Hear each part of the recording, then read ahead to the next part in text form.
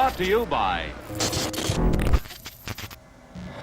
For as long as I can remember, there has been an unwavering fascination in the overall populace with the supernatural, and more specifically, ghost hunting.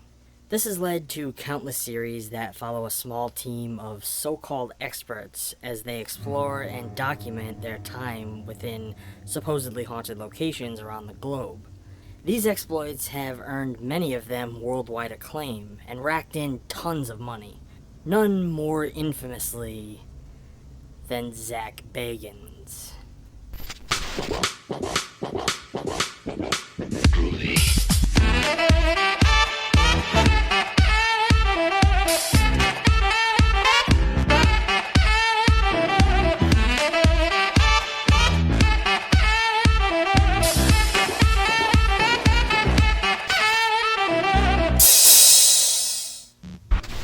Hello friends, and welcome back to ETF. Yes, today we're going ghost hunting. Zak Bagans is a name that I cringe to talk about. Not because of his exploits within the supernatural, but because of the man himself. There's something about this man that, to me, just screams trying too hard. I've never found anything about him to be anything but phony. He comes off as a walking attempt at spooky and mystical. But obviously the man has become somewhat of a household name, and has made a career out of what he does. So, who am I really to judge? Today, I wanted to explore one of his many exploits. A documentary experience that follows Bagans as he purchases the house in which the alleged Ammon's hauntings occurred. Bagans leads a team of paranormal investigators to investigate the house.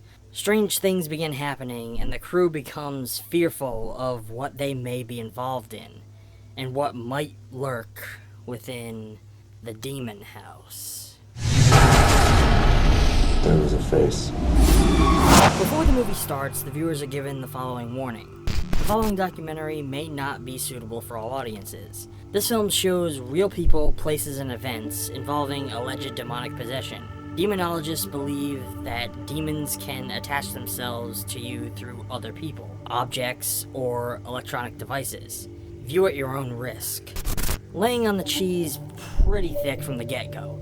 This film is presented almost like a feature-length episode of Ghost Adventures, and took 3 years until the production finished. This was due to numerous staff and employees either voluntarily leaving, quitting, or getting fired during the shoot. The way the film is advertised delivers a feeling that we're gonna see something like we have come to expect from the Ghost Adventures series, but possibly on a bigger and grander scale. Bagans' voiceover boasts that this house is a place where true evil resides, and gives you the feeling that you're gonna see some shit in this film. However, they don't even bother giving the place the full Ghost Adventures treatment. You would think that if they were going to make a full-length ghost hunting documentary, they would want to utilize all the tools at their disposal and perform a full battery of paranormal investigative techniques on the place. But if they did, we never get to see it in the film. Instead, we get a convoluted history of the house, backed by interviews with people who supposedly experienced its evil, building up to Bagans locking himself in the house for one night alone with cameras. Now, according to Zak Bagans, this investigation permanently damaged his eyesight. He now has to wear prism glasses.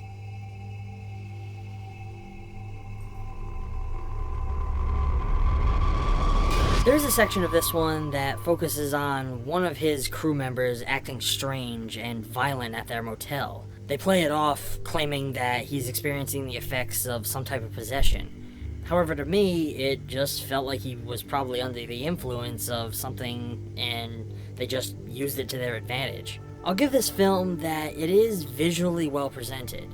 The B-roll and interview segments are shot with a highly cinematic quality that helps deliver the impact of the story that they are trying to sell. However, the story itself is significantly lacking in depth. Outside of the history of this house and those affected by the deaths surrounding it, there isn't much meat on these bones. Bagans doesn't make much of an attempt to build a cohesive narrative or even a grand climax. Maybe it's due to all the production problems that he had throughout the filming process, but by the time you get to the end, it feels like he cheaps out and downscales to almost a sad degree. I personally went into this hopeful for so much more than I got, and I'm sure that many others are gonna feel the same way. A lot of the film sort of feels like Bacon's just trying to boost his own presence and ego within the paranormal community. In the opening moments, he even claims to be one of the world's leading researchers on the paranormal. However, in my research, I'm not seeing that he's been involved in much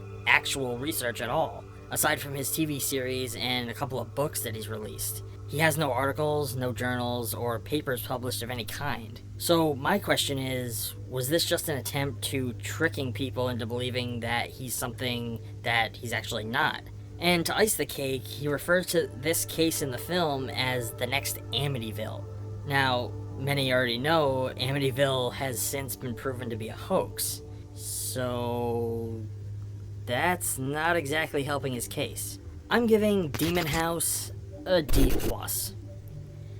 Now, to close out, I am someone who wants to believe in the paranormal.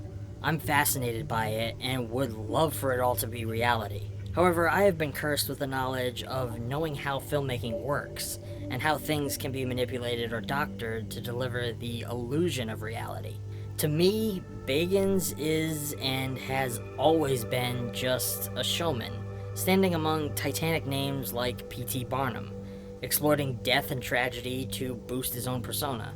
For me, this was a hilarious experience, watching him deliver the same over-the-top performance that he always does each and every episode of his series, and hamming up every new bit of information as a startling revelation. He's not much more than a prized clown in the circus of the paranormal investigation world. I mean, look at how willingly he buys up haunted artifacts and locations only to showcase them in his Las Vegas museum, which charges anywhere from $42 to $79 a person to visit. I believe there are those out there who are truly trying to prove the existence of life beyond death, but I don't feel that Bagans is in it for anything but the fame.